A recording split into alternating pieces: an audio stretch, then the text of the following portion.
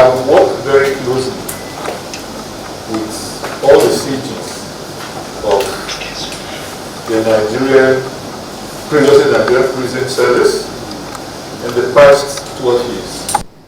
And I have not seen one like you.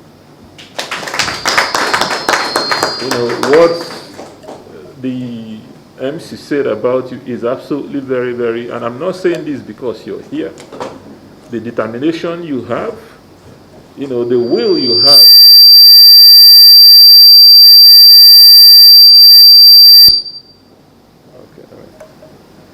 The patriotism in you to do the best for our country.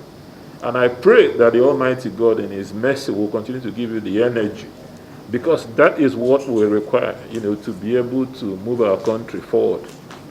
John F. Kennedy, the American president, said a long time ago that the educated citizen has an obligation to serve the public. Has an obligation to serve the public.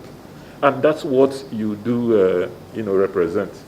And also, all of you in the correctional service, you know, without the services you provide, our nation will be poorer for it. An insecure nation is a poor nation. So I want to honor you and tell you that we respect, you know, what you do. I go around prisons in Nigeria and I often do charity work. And I am amazed every day at the dedication under extreme difficult conditions, you know, by your staff. And that's due to the sort of motivation you've given them, that no matter how difficult things are, they smile and find a way, you know, to make the work. Sir, please continue, and all of you do, please continue. I am very pleased to be here today to present the full business case certificate in respect of the proposed Nigerian Correctional Services shoe and garment factories in Aba, Abia State, and the Janguza Tannery Factory in Kano State under PPP arrangements. I would like to start by congratulating the Honorable Minister of Interior, the Permanent Secretary, the entire staff of the Ministry, NCoS management, and the entire core of the NCS for the achievements so far recorded in establishing the three factories, the shoe, the garment tannery in Abia and Kano States. People who do one factory deserve a clap. Those who do three factories deserve what? They deserve, you know, you clap, you stamp your feet, you do everything. You praise them. And you're doing this through public-private partnership. But before I continue, I would like to say a quote from the Honorable Minister, which I say everywhere I go. Ogbeni Ralph Aregbesola said, and I quote, "We will be held accountable by history if we do not develop extraordinary ways for the private sector to fund infrastructure in Nigeria. We recognize that there isn't enough money anymore in the government. You and I get budgets. We know what has happened. So anybody expecting that you will be able to fund infrastructure or your service from the treasury will provide nothing. So it's time to partner with the private sector."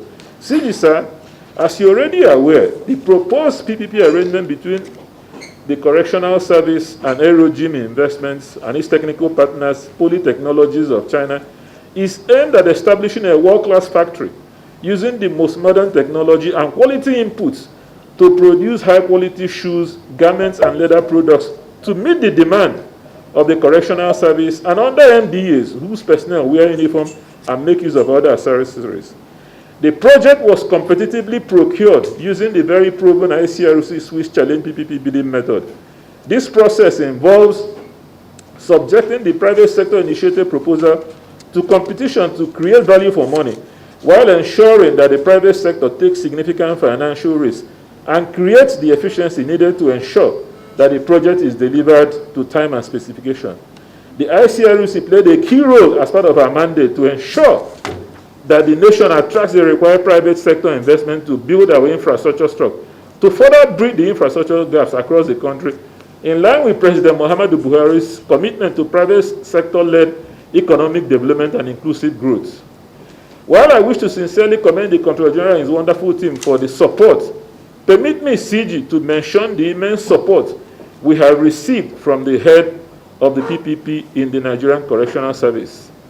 I don't often do this, but it is time that when people work, we praise them, because then that will inspire other people to work and show commitment. It is worthy of mention that the ICRC team worked tirelessly with the head of the PPP unit in the NCS, Mrs. Christy Obinatu, whose steadfastness and commitment to duty ensured that we achieved our various execution plans.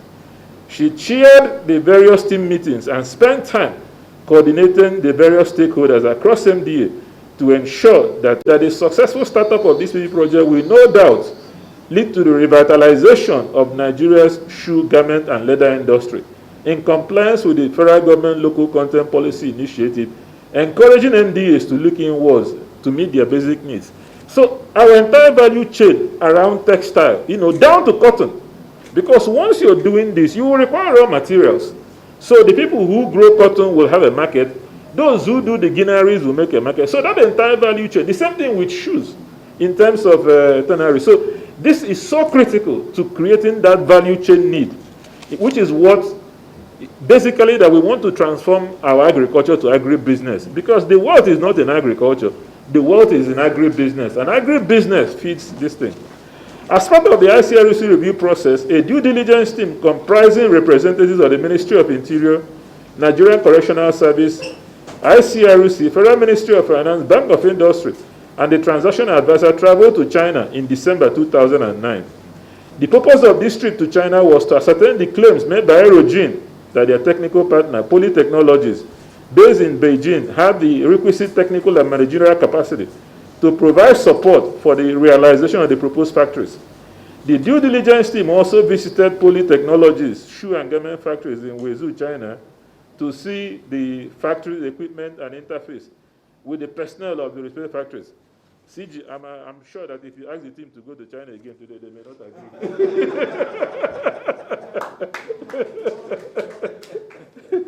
Nigeria capacity and financial resources to invest in the shoe, garment, and tannery factories. CG, sir, the ICRC, upon careful review of the full business case report, has issued this FBC compliance certificate to the ministry, to NCS for the project. The next stage towards realization of this project is for the CG, through the Honorable Minister, to secure Federal Executive Council approval to enable the Correctional Service sign the PPP contract and achieve immediate takeoff of the project upon financial close. This project, I want to announce to you, CG and Nigerians, will bring in immediately an investment of 5.1 billion naira into the economy of Nigeria. It will bring an investment of 5.1 billion naira, made up of 80% debt and 20% equity, with zero financial contribution by the government of Nigeria. This would lead to the creation of over 1,300 direct jobs and multiples of indirect jobs locally, and savings on foreign exchange demand to procure uniforms abroad, among other significant benefits to the country. The key project drivers and benefits include the shoe, garment, and tannery factories are the best remedy for unemployment because they are labor-intensive and create jobs for the masses. Nigeria has a rich history of livestock and cotton farming, so they make the shoe, garment, and tannery value chain factors enhancement for Nigeria. Nigeria's large population, strategic geographical location, NCoS membership, and government's incentive for the shoe and garment industry makes this a compelling investment case.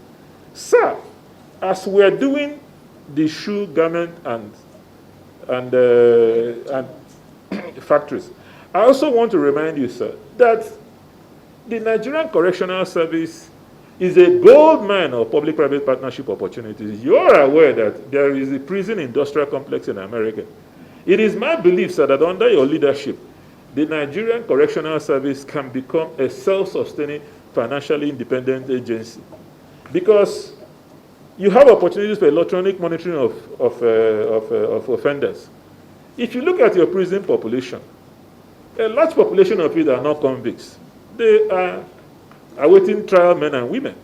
You can partner with the private sector to establish ATM detention centers that will reduce the population in our prison and make them much more viable.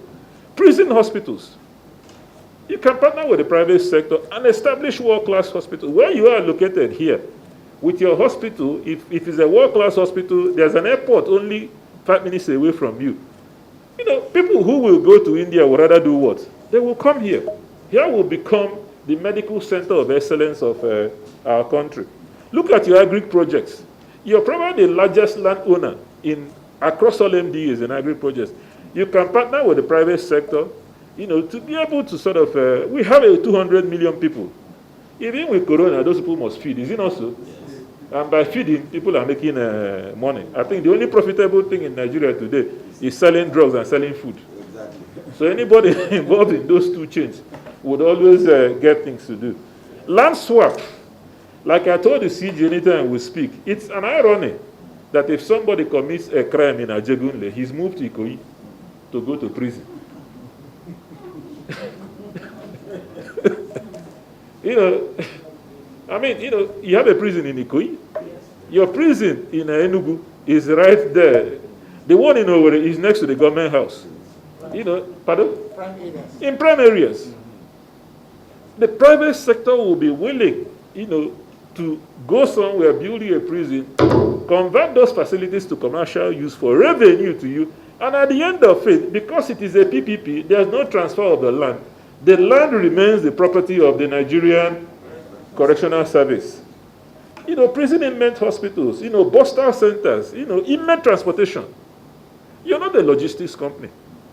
You have so many, what you want is a logistics service. And you can work with people who provide you, so you don't need to bother about, oil, filter, this. The director of corrections doesn't have to break his head. Somebody does that and provides you. So you have massive opportunities that you can use. And then, the BOT prisons, and I'm very, very excited that you have worked in the Mangoyong prison in South Africa, where we see that you have the most violent offenders, but, 70% of the correctional officers are women. It shows the power of working with the private sector, all the places in the world. CG, sir, I've spoken a lot. I would like to conclude by saying that the achievement recorded in the course of developing this project is due to economic reform agenda of His Excellency President Muhammadu Buhari, and we look forward to a formal groundbreaking ceremony to signal the takeoff of the project in Abia State and Kano State, respectively, by His Excellency, Mr. President, very soon. Once again, I want to say a big congratulations to the Honorable Minister of Interior, Ogbeni Ralph Aregbesola. I want to say a big congratulations to you, the CG, to the entire men and women of the Nigerian Correctional Service for this wonderful achievement. The ICRC will stand by you and support you to do more. At this juncture, please permit me to apply my sanitizer and then, present to you the certificate of compliance, and I will comply with social distancing. So I will.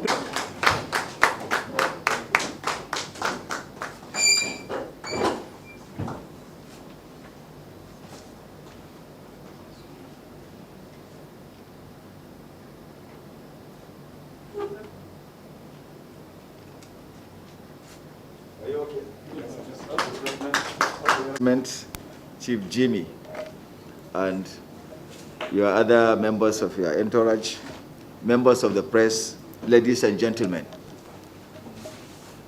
Let me say with all sense of responsibility that today history is made.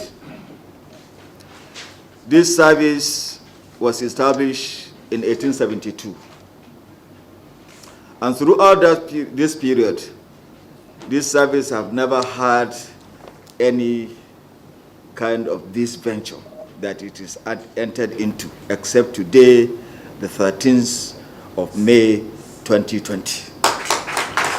So I will say that, Director General, you are part of this history, that when the history of the Nigerian Correctional Service is written in terms of its business ventures, your history will be written in gold for making this possible by issuing this certificate that will pursue the Federal Executive Council approval to see it to fruition. So I'm happy with that. As you are aware, DG, that the Nigerian Correctional Service Act was signed on the 31st of July 2019 by Mr. President. In that law, two services are enmeshed in one: the custodial service and the non-custodial service. The custodial service is the normal thing we have been doing since 1872 until 31st July 2019. That is locking people and opening them and taking them to courts and coming back. That's what we have been doing for the custodial service. And there are a number of things that have come with it. Part of the new law, not only the rejection of prisoners, not only the respite that is given to the condemned inmates, but it forces us to establish an industrial complex. It mandated the Nigerian Correctional Service to establish in each of our custodial centers an industrial complex. And where the money? Government has no money to provide for that. So it means that we have to reach to the private sector in order to achieve whatever we are going to achieve. And then also part of it is also the non-custodial service, which is for community service, probation, parole, and other restorative justice, which also entails that for community service, there will be sweeping of things and the community things that is done. For parole, we can set out people, give them out to come out on certain conditions. And for probation, the court determines that whatever they decide. And so this has expanded the service, and what it means it requires more personnel and more money to run. And there's no money available to government in order to fund it. And so unless we enter this kind of venture, that there is no way we could get it. So we're happy having this first venture, and we look forward to also opening up to see that more other private sectors come to us. In terms of our farms, we have 17 farm centers, but we have the capacity to acquire land in all the 36 states of the Federation. And that's our intention, to have a farm that is big and large. For my state, we have already started talking on a rice farm in Kebbi, because I come from Kebbi.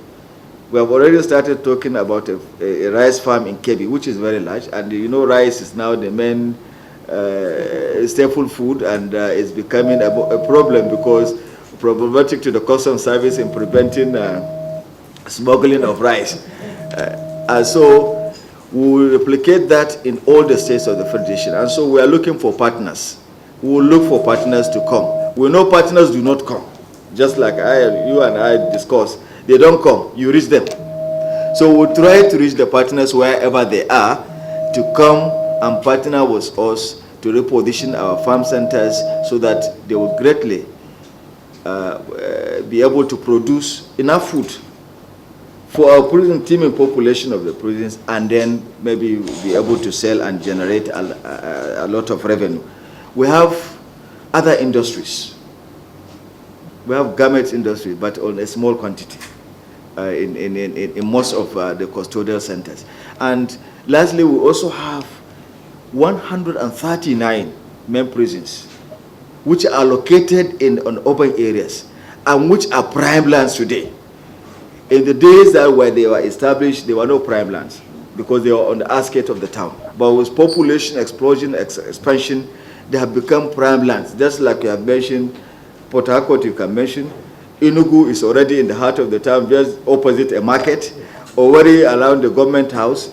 Anywhere you go, if you go to Kano, it's just opposite the Emir's palace. If the other one is also just Kaduna is in the center of in Ikoyi, and Ikoyi is, we have the largest land in Ikoyi with all its assets, which we have been talking and looking for partners to come, relocate the place, and then have a very good. So I want to assure the DG ICRC that this is just the beginning, that under my leadership we will continue.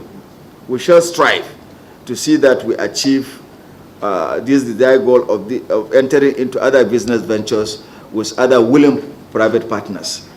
But for the avoidance of doubt and for the members of the public to note is that this business venture that the Nigerian Correctional Service is about to enter will be to, with regime investment, is to upgrade, operate, and transfer after 20 years. That's the agreement we're about to enter with the Correctional Service, and to train the staff and inmates in the factory in the operation process of the factory. So it means that you can see now there's both the benefit of training the inmates and the staff in that process. And to duplicate the factories, if we see the regime is performing optimally, then we want to replicate them in the five geopolitical zones. We can now say this one, we have one in Kano, one in this, and we are building, for your information, DG, we are building 3,000 capacity custodial centers in the 6 geopolitical zones. And this place requires about almost 40 hectares of land for us to be established, to establish these custodial centers. So it means that when we see the light at the end of the tunnel with the regime, it means we will expand to other areas in other ventures to see that all of them. And then it will also employ some of the inmates that are trained there initially. And then the percentage will be 70 to a regime investment for now, and then 30% will be a revenue generated for the federal government of Nigeria. And we hope that by the time we go to FEC, we'll have the willing partner of the DG SCRC will be there for us to support us to see that this full business case is approved by the Federal Executive Council. We've been given a marching order. The necessity first, but we have also been given a marching order by the Minister of Interior, the President Minister of Interior, Mr. Ogbeni Rauf Adesoji Aregbesola, to see that we bring as many private partners as we can in terms of our operation, and so that they will be able to contribute to the development of Nigeria and by extension the Nigerian Correctional Service. Finally, DG, I wish to see this opportunity to thank you and to thank your commission for working tirelessly to see to the fruition of this, and to also urge you that when we come next, we will also have the same attention and the speed with which we got this certificate of full business case. I wish on behalf of the officers and men of the Nigerian Correctional Service, thank you, thank all your staff for this feat. Thank you.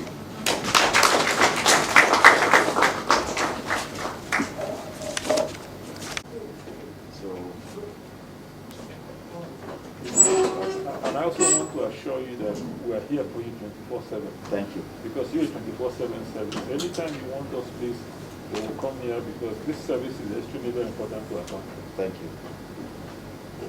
He has assured the Controller General of the Nigerian Correctional Service, I present this in platform to use in their office. Or at home. Thank you. a souvenir from the Controller General of Corrections, the G, the D. A very bright future. Because what we have done today is to present the full business case certificate for the Nigerian Correctional Service to partner with the private sector to develop a shoe and garment factory at the Aba Correctional Center, and also a tannery in Janguza in Kano. So the money is coming from the private sector. Those factories will provide all the uniforms that the correctional service and other uniform personnel require. So the foreign exchange that was previously used for that will be in Nigeria. It will also provide training facilities for both inmates and staff. It is being done on a build, operate, transfer basis. So at every time, those facilities belong to the correctional service. When the investor finishes, he will leave it for them. In addition, you know what is happening to the revenue of the government today? This investment will bring 5.1 billion naira of investment direct into the economy of Nigeria. And then you look at the value chain impact. At the textile and garment, you look at cotton. So cotton farmers will have revenue. Those who have granaries will have revenue. The same thing with the tannery. That is an area where Nigeria had competitive advantage before. So what this will do, this is very, very important for our economy. It will revive those value chains for the economy. It will provide funding, in terms of internal revenue generated for the correctional, service. And more importantly, this is something that is required by law for the correctional service to do. Because when the correctional law was passed, the correctional service is under obligation to establish an industrial complex anywhere it has, so that we move away from just custody of prisoners, but to develop them and correct them. So this is a wonderful day. And in fact, this is only the beginning of all the PPPs that are required in the correctional service. They would be looking at postal centers, agriculture, and everywhere. So this is one small step for a man in the correctional service, but a massive movement for Nigeria in terms of the correctional service, partnering with the private sector to attract investment, to develop infrastructure, to provide revenue, to establish economic development. I'm extremely very proud of what the Honorable Minister of Interior, Beni Ralph Aregbosola, has done with this. I'm also very proud of what the CG, Jafaru Ahmed, has done with this. This is so wonderful, and it reinforces the very powerful words of the Honorable Minister, that we will be held accountable by history if we as Nigerians do not find a way for the private sector to fund infrastructure in Nigeria. The basis of taking people into custody of what we call imprisonment into custodial centers is for them to be reformed in the first place, because the society assume that they have gone wayward and they need to be back on track, to be law-abiding, and to contribute their quota to the development of this country. And so what informs us is that we know money is not just there. There is just no budget for the Nigerian Correctional Service to be able to expand, to establish all what it wants to establish. So we need to bring in private hands, capital, in order to be able to establish this. And this is what informed us to now go into that. This is just one out of many that will come. We are going to concession so many things, our farms, our NEFRIM, where we produce drugs and others. We are going to do a PPP program in order to expand them, to be able to train our inmates, to be able to generate revenue for this country, and through that be able to train the inmates that are put under our care.